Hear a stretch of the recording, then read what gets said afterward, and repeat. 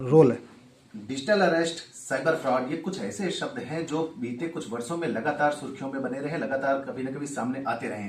और cyber fraud आज के जमाने में एक, आप समझिए, सामान्य प्रक्रिया बन चुकी है, क्योंकि जिस तरह से हम साइबर के क्षेत्र में आगे बढ़े हैं वैसे वैसे साइबर फ्रॉड भी आगे बढ़ा है। पीएनबी बैंक में एक ऐसा मामला सामने आया जहां एक महिला साइबर फ्रॉड का शिकार होने से बच गई, और उसके पीछे जो अहम चीज रही वो था पीएनबी के जो कर्मचारी थे उनकी सूझबूझ, जिसके कारण से महिला फ्रॉड होने से बच गई और करोड़ों रुपए उसके बचाए जा सके। हमारे साथ बात करने के लिए मंडल प्रमुख है पीएनबी के आर.के. सिंह जी। हम इनसे जानते हैं कि पूरा वाकया क्या था और किस तरह से पीएनबी बैंक के कर्मचारियों की मदद से महिला के साथ इतनी बड़ी लूट होने से, साइबर फ्रॉड होने से बच गया। सबसे पहले तो आप ये बताएं कि कैसे आपको पता चला कि जो महिला आपके बैंक में आई है पैसा निकालने के लिए, वो साइबर फ्रॉड का शिकार, मतलब साइबर फ्रॉड के शिकंजे में है, साइबर फ्रॉड्स के।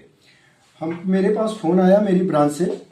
जो हमारी मामा चौराहा ब्रांच है विकास नगर में, उनके ब्रांच मैनेजर का फ़ोन आया कि सर हमारे यहाँ जो है एक साइबर फ्रॉड का केस है, और ये मैडम उषा शुक्ला जो वृद्ध महिला हैं जिनकी उम्र जो है 74 ईयर्स है, वो आई हुई हैं। तो ये हमने जो है अपनी सूझबूझ से, जो हमारे ब्रांच के जो ब्रांच मैनेजर थे मिस्टर श्रवण राठौर, और हमारे ब्रांच के जो बाकी स्टाफ थे जिसमें इंद्रानी जो ऑफिसर थी और अंकिता और जो है सचिन थे, इन लोगों की सूझबूझ से जो है हमने एक साइबर फ्रॉड का केस, जो हमारी ब्रांच से 1 करोड़ 14 लाख रुपए हमारे पास रखे हुए थे, वो निकलने से हमारी ब्रांच की सूझबूझ से बचा लिया गया। सबसे अहम चीज है कि वो महिला, क्या जानकारी आपको मिली कि किस तरह से वो शिकार हुई साइबर फ्रॉड्स के, डिजिटल अरेस्ट किस तरह से हुई? वो उस महिला से मैंने खुद बात किया तो उस महिला ने बताया कि मैं 3 दिन पहले मेरे पास फोन कॉल आया था और मैं 3 दिन पहले से ही साइबर अरेस्ट थी। आज मैं 3 दिन के बाद मैं घर से बाहर निकली हूँ और 3 दिनों से मैं घर में ही थी। तो यहाँ आया तो मैंने कहा आप यहाँ पे क्यों आई? तो उस वृद्ध महिला ने यही बताया कि जो वो लोग थे उन्होंने हमको आज बताया कि आप ब्रांच जाओ और ब्रांच में जाके सारे जो एफडी है उन एफडी को तोड़ के आप अपने बचत खाते में डाल दो और फिर हम बताएंगे कि आपको पैसा कहाँ ट्रांसफर करना है।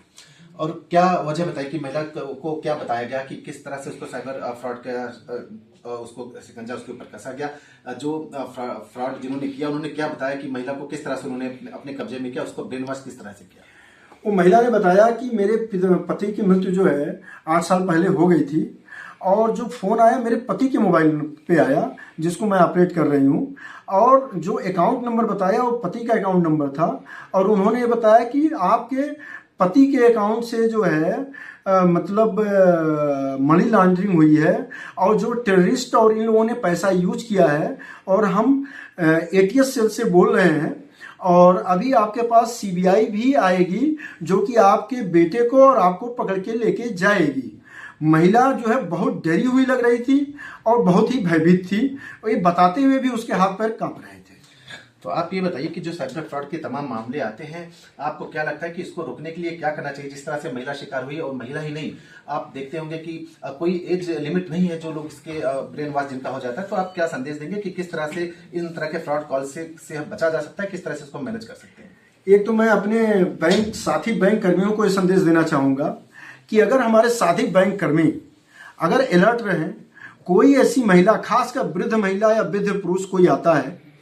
और ऐसा प्रतीत होता है कि वो अपने सारे एफडी या सारे पैसे तोड़ के खाते में डाल रहे हैं और वो बहुत जल्दीबाजी में है और वो कह रहा है कि नहीं मुझे पैसा देना है, और वो कुछ भी बताने से इनकार कर रहा है, तो ऐसे में मुझे लगता है उसको बातों में बातें करनी चाहिए, उससे समझना चाहिए कि पैसा कहाँ जा। तो थोड़ी सूझबूझ से हम जो है लोगों के पैसे के, हमारे सारे बैंक कर्मियों के लिए संदेश है कि हम उन लोगों से बातें करें, उनको समझें। कोई भी अगर इस तरह का आ रहा है तो उनसे जो है, और बाकी अगर मैं जनरल बात करूं तो एक हम अपने प्रिंट मीडिया के माध्यम से, हम एक इलेक्ट्रॉनिक मीडिया के माध्यम से, अपने सोशल प्लेटफॉर्म के माध्यम से, ये सब हम एक सेंसिटाइज करना, समाज में एक जागरूकता फैलाना एक बहुत बड़ा उपाय है कि ऐसा डिजिटल अरेस्ट जैसा, जो कि सरकार और बाकी सब लोग ऑलरेडी हम लोग कर रहे हैं, लेकिन हम लोग को अभी भी अलर्ट होने की जरूरत है जिससे कि इस तरह की चीजों से बचा जा सके। एक अंतिम प्रश्न ये है कि जो बैंक है वो किस तरह के उपाय करते हैं ताकि साइबर फ्रॉड की ये घटनाएं ना होने पाए?